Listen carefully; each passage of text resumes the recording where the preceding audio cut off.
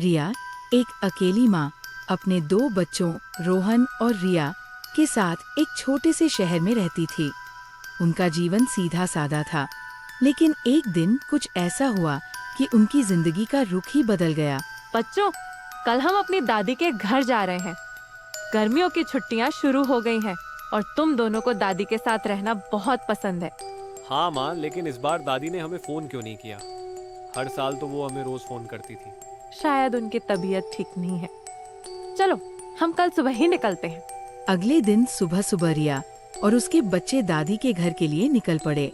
गाड़ी में बैठे बैठे रोहन और रिया अपने आने वाले छुट्टियां के बारे में बातें कर रहे थे। भैया, क्या तुम्हें याद है जब हमने दादी के साथ वो जंगल में पिकनिक मनाई थी? वो दिन कितना मस्त था। हाँ याद है, उस दिन हमने बहुत सारे नए पेड़ पौधे देखे थे। शायद इस बार भी हम कुछ नया सीखेंगे। थोड़ी देर बाद वो सब दादी के घर पहुंच गए। घर का दरवाजा बंद था और अंदर से कोई आवाज नहीं आ रही थी।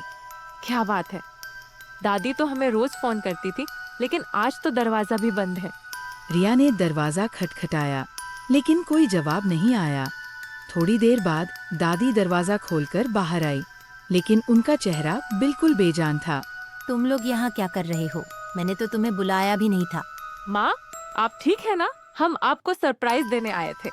हाँ, मैं ठीक हूँ, बस थकान हो रही है। चलो अंदर आओ। घर के अंदर का माहौल बिल्कुल बदल गया था। हर तरफ गंदगी थी और दादी का व्यवहार भी बिल्कुल अलग था। माँ, मुझे लग रहा है कि दादी के साथ कुछ गड़बड़ है। उनका व्यवहार बिल्कुल अलग है। हाँ बेटा, मुझे भी ऐसा ही लग रहा है। चलो, पहले हम सब कुछ ठीक करते हैं। रिया ने घर साफ करना शुरू किया, लेकिन दादी का व्यवहार और भी अजीब हो गया। वो अपने कमरे में बंद रहने लगी और किसी से बात करने में भी कतराने लगी। माँ, आपको कोई तकलीफ तो नहीं है? आपका व्यवहार बिल्कुल बदल गया है। नहीं, मुझे कुछ नहीं हुआ है। तुम लोग अपने काम से काम रखो। एक रात को रोहन और रिया ने दादी के कमरे से अजीब आवाजें सुनी। वो दोनों डर गए और अपनी माँ को जगाया। माँ, दादी के कमरे से अजीब आवाजें आ रही हैं। हमें डर लग रहा है। चलो, हम देखते हैं कि क्या हो रहा है। वो सब दादी के कमरे के पास चले गए और अंदर झंकार देखा कि दादी अपने आप से बातें कर रही हैं और उनका चेहरा बिल्कुल बदल गया है। माँ, आप ठीक है ना? आप क्या कर रही है? तुम लोग यहाँ क्या कर रहे हो? बाहर जाओ। रिया और उसके बच्चे डर गए। उन्हें समझ नहीं आ रहा था कि दादी के साथ ऐसा क्यों हो रहा है। अगले दिन रिया ने अपनी पुरानी दोस्त बरखा को फोन किया। रिया, तुम ठीक तो हो? तुम्हारी आवाज में डर सा लग रहा है। बरखा, मुझे तुम्हारी मदद चाहिए। मेरी माँ के साथ कुछ गड़बड़ है। उनका व्यवहार बिल्कुल बदल गया है। ठीक है, मैं कल सुबह तुम्हारे घर आ जाती हूँ। हमें मिलकर कुछ हल निकालना होगा। अगले दिन बरखा रिया के घर आई और उसने दादी का व्यवहार देखा। वो भी हैरान रह गई। रिया, मुझे लगता है कि तुम्हारी माँ के साथ कुछ अलौकिक हो रहा है। हमें किसी एक्सपर्ट की मदद लेनी चाहिए। लेकिन कौन हमारी मदद करेगा? मेरे एक दोस्त हैं जो सुपरनैचुरल एक्टिविटीज में एक्सपर्ट हैं। वो हमारी मदद कर सकते हैं।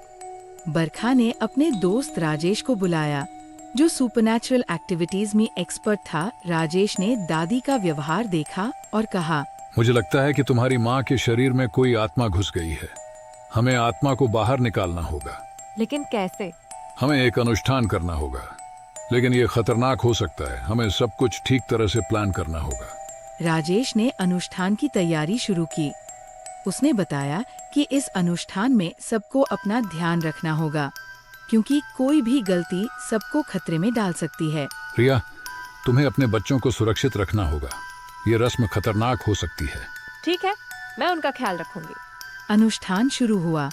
राजेश ने मंत्र पढ़ना शुरू किया और दादी का शरीर हिलने लगा। अचानक दादी की आंखें खुल गईं और उनकी आवाज बिल्कुल बदल गई। तुम लोग मुझे रोक नहीं सकते। मैं सबको खत्म कर दूंगी। हमें जल्दी काम करना होगा। ये आत्मा बहुत ताकतवर है। राजेश ने मंत्र पढ़ना जारी रखा और अचानक दादी का शरीर एक झटके से हिल गया। उसके बाद दादी ने अपनी आंखें बंद कर ली और उनका शरीर बिल्कुल अभी भी हो गया। अनुष्ठान पूरा हो गया है। अब तुम्हारी माँ ठीक हो जाएगी।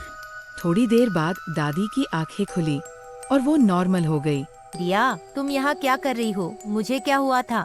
माँ, अब ठीक हो गई हैं। हमने आपके साथ कुछ अलौकिक हो रहा था, लेकिन अब सब ठीक हो गया है। दादी को समझ नहीं आ रहा था कि उनके साथ क्या हुआ था, लेकिन वो अपने परिवार के साथ ठीक थे। रिया और उसके बच्चे बहुत खुश थे कि उनकी दादी अब ठीक हो गई है। माँ, हमें अब डर नहीं लगता। हमें पता है कि हम अपनी दादी के साथ सुरक्षित हैं। हाँ बेटा, अब सब ठीक है। हमें अपनी दादी का ख्याल रखना होगा ताकि ऐसा कुछ ना हो। इस घटना के बाद रिया ने अपने बच्चों को सुपरनैचुरल एक्टिविटीज के बारे में समझाया और उन्हें बताया कि कभी भी ऐसी चीजों से बचना चाहिए। वो सब अपनी जिंदगी में वापस नॉर्मल हो गए, लेकिन उनका ये अनुभव उन्हें हमेशा याद रहेगा। बच्चों, हमें अपनी जिंदगी में हमेशा सावधान रहना चाहिए। ऐसी अलौकिक चीजें हमेशा खतरनाक होती हैं। हाँ माँ, हम समझ गए हैं। हमें अपना ख्याल रखना चाहिए। इस तरह रिया और उसके परिवार ने अपनी जिंदगी में एक नई शुरुआत की और वो सब एक साथ खुश रहने लगे। उनका ये सफर उन्हें हमेशा याद रहेगा और वो इस घाटे से बहुत कुछ सीख चुके हैं। अगर आपको ये कहानी पसंद आए तो लाइक जरूर करें, शेयर करें और हमारे चैनल सच्ची कहानी को सब्सक्राइब करें। ऐसी ही दिलचस्प और रहस्यमयी कहानियों के लिए हमारे साथ जुड़िए। शुक्रिया और फिर मिलेंगे एक नई कहानी के साथ। तब तक के लिए राधे कृष्ण।